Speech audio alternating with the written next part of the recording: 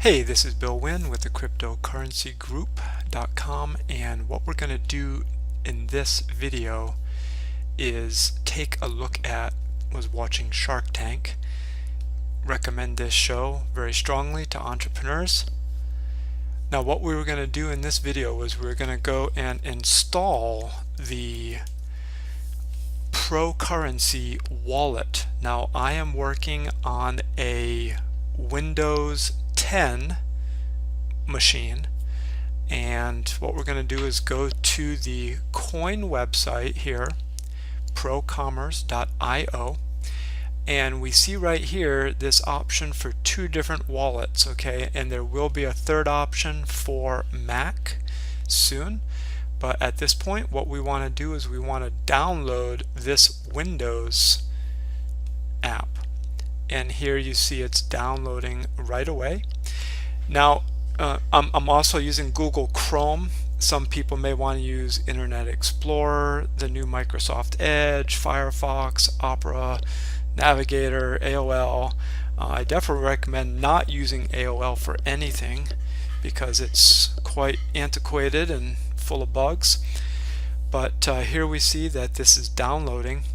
And now if you have also, maybe you had some kind of a warning come up about downloading this software, you just want to look for the option to approve it or to make it a trusted website or a trusted app. There's an excessive amount of security now. Well, it's not excessive if you're going to go to bad websites, but if you're going to just do regular business with reputable companies and visit reputable websites, you won't have any issues. But anyways, so if you have a security issue come up, maybe you have Norton running, maybe you have some kind of antivirus, Kaspersky, any of those, then you they may actually throw up a flag, and you'll just have to tell them that this is okay, or in some cases I have found that it's even good to turn that off while you're installing this. So as soon as this is done, we'll be right back. Okay, so we finished downloading this file, and right here we can go ahead and just put show in folder, and this is our download directory. You can see the pathway, and so here you'll see this little zipped file, right, which means it's a zipped folder or a compressed folder, meaning there's multiple files that have been run through special software to put them into one. What I'm going to do with this folder now, I'm going to right click and I'm going to go to extract all. Okay, so I right clicked and this menu came up, and I'm going to go extract all, and you'll see here it says these files are going to be extracted to this folder. Now you can choose where you want to put it. What I'm going to do here, why don't we just take all this off, and so we're creating a folder in this directory, downloads / cryptocurrency, and I'm going to put just wallet. Okay, so this is going to create a folder in the downloads, and it's going to put all of those files from the compressed file in it. So here I hit extract, and we see the process of the computer taking care of that. So now here again we're in the downloads, and we see the folder here. So remember, we took this compressed folder, we extracted those files, and we put them in here. So now when you normally go in here, so now what we do is we're going to go inside this folder. Okay, so I'm going to double click and open it. It looks like there's another folder in there. And what we're going to do, all these different file extensions, this file right here, this cryptocurrency-qt, is the actual application. Normally you'll see like .exe, executable file. So what we're going to do to make things simple is you can even take that and you can drag it down here to your taskbar. See that? how it stays there. If I right click, I can take it off the taskbar. But this way, if I want to go to my wallet, there it is. You could also right click and go to this send to. Now remember, in this video you can pause it at any time. You can rewind, you can play again, but you might want to pause, try to do the last step I shared, and then go from there. So here I put it on the taskbar, but I can also send to the desktop. Okay, and now if I was to minimize all of those windows we see here, Pro Currency shortcut right here on the desktop. Okay, so now I have it in my taskbar and I've got it on my desktop. Now you can delete these are just shortcuts to the actual program. Okay, so now that I have the program installed and I've made it easy to access that program through these shortcuts, let's go ahead and click on one of these shortcuts. So here it says Windows protected your PC. Okay, I had mentioned this earlier. So here we see this is Windows Defender Smart Screen protecting me from Pro Currency. So if I select don't run, it's not going to run. So what I want to do is I actually want to go here to this more info. Alright, and here after I click that more info, it says, well, here's the file that you are asking us to execute on your behalf, and here's the publisher. But what we want to do is we want to click run anyways, because we trust the guys behind Pro Currency. So here we see the software opening. Now here we get another security alert, Windows security alert. Windows Firewall has blocked some features of this app. Okay, so what we want to do is I'm just going to read through this here. This app is trying to receive information from the internet, meaning the software itself is contacting a server and requesting information from that server. It's just like when you run an update on your computer, it contacts the Microsoft server, or it attacks the Adobe server, whatever software. So here we're going to put allow the Pro Currency to communicate on these networks. Okay, so what we're saying is it's okay for this application to communicate with other servers. Now this is good security, because if you were with some kind of a software that was trying to hijack your computer, you'd be able to stop it. But in this case, we want to allow. So I'm going to put allow access. And if you saw, there was a red text there. If you go back in the video slightly, you'll see it says out of sync. Well, now we're okay, because we're allowing the software to communicate with the server. Okay. So now that we have it installed, we need to get it up and running. So what we're going to do is we're going to go through these different settings, like the file, and here you can see that you can back up your wallet. Okay, it's really key to be keeping track of your wallet, backing it up, and I would definitely recommend that you back it up onto either a thumb drive, right, a little flash drive where you stick that in your computer, or backing it up. You can even email that file to yourself and then keep it in your email, maybe a folder on Gmail.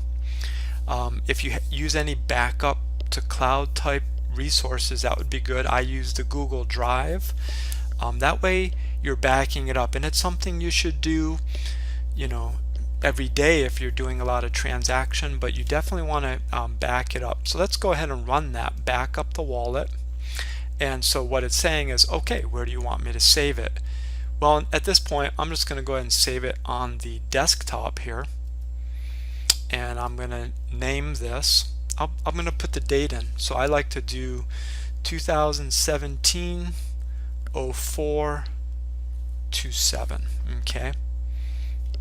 Actually, why don't we preface that by I'm going to use the ticker PRO-C 2017-0427, and I'm going to click Save. Let's go ahead and go to our desktop, and there we see it's a DAT file. It's just a little database file that holds the data, so when it's imported back into the software, if your computer crashed or somehow your wallet crashed, you'll be able to import this file back into your wallet. Okay. So this sign message and verify message is when you're going to be doing transactions, sending money out, getting money in. So we're going to skip those right now and do another video on those, but let's go through some of these settings. Here you can encrypt your wallet. So with this, you want to make sure you use some kind of a good passphrase. And I definitely recommend uppercase letters, lowercase letters, numbers, and special characters. Make sure it's not something like password 123. You don't want to get hacked, and you don't want all your Pro coins stolen. Okay, so here it says, if you encrypt your client and lose your passphrase, you will lose all your coins. Are you sure you want to encrypt your wallet? This is so important. Make sure you do not lose the passphrase. If you believe that you could lose it, then don't encrypt it. But here again, this is a passphrase. Write it down. Put it, email it to yourself so you have it in your email account. Put a file on a cloud drive. Put it on a thumb drive. Tattoo it on your forehead. Well, maybe your cheeks, one of them, one of all four. But regardless what it is, just make sure you don't lose it. Okay, at this point, because we're just kind of on the fly, I'm going to skip that for now. But you can go ahead and encrypt it, certainly a good idea. Here you have key management, and you're going to learn over time that this is going to be used to, again, request money, send money in and out. Keys are like signatures for transactions. And then let's take a look at the options here. So what we see here is if you check this, it's going to start this wallet as soon as you log into your computer. You can detach databases at shutdown to, again, protect from being hacked. Here you see that you can include a transaction fee, and it recommends that you put in a fee of 0.01. So let's go ahead and just do that. 0.01. Okay. And that would be in Pro currency. At this point, we're going to leave this staking at 0. Honestly, I don't understand that, and we'll have to learn this together. And then there's some other very technical settings here involving this wallet, and I'm sure we're going to get a lot more information on this. So at this point, I did make one change to that transaction fee. So here you see the apply button to make sure this is applied to the software so that it takes effect. Okay, and we see that it was okay. And so here you'll be able to search for transactions, and here on the help button there's some information here about Pro currency, and actually you see here a number of coins that have been involved. It's pretty cool. And then we also have about QT. So this is the software that's being used for the wallet, if you really want to be a real nerd and read all that. And so at that we'll leave it, but here you can see where you're going to be able to send. Someone's going to give you a Pro-C address. You put the address in here. You'll be able to label it, put in like a little description, and then how much Pro you want to send to that address, right? On the flip side, you'll also be able to accept Pro, and this is going to show you how to do that. It looks like here's my address for my wallet, and I'll be able to say, okay, if you want to send 1000 Pro, then just send it to that address. And I'm blurring these out for security. And of course this is going to be a detailed list of transactions, and here's the address book where you can keep people that you do business with regularly. So for example, when you put this label, you might want to put on the label Richard Marks, right? And then when I have my transactions come, it'll show Richard Marks, and I can also add Richard to my address book here so that there's always something going in and out, and I can keep track of that. Okay, so there's installing it. Someone asked about the out of sync. Well, we saw that when we connected it to the server, by allowing this computer and the software to communicate with the server, that went away. And here's a little bit about the wallet. We'll be coming back with some more detailed information about all of those technical settings in the wallet at a later date. Like this video, subscribe to the YouTube channel so we can keep you up to date.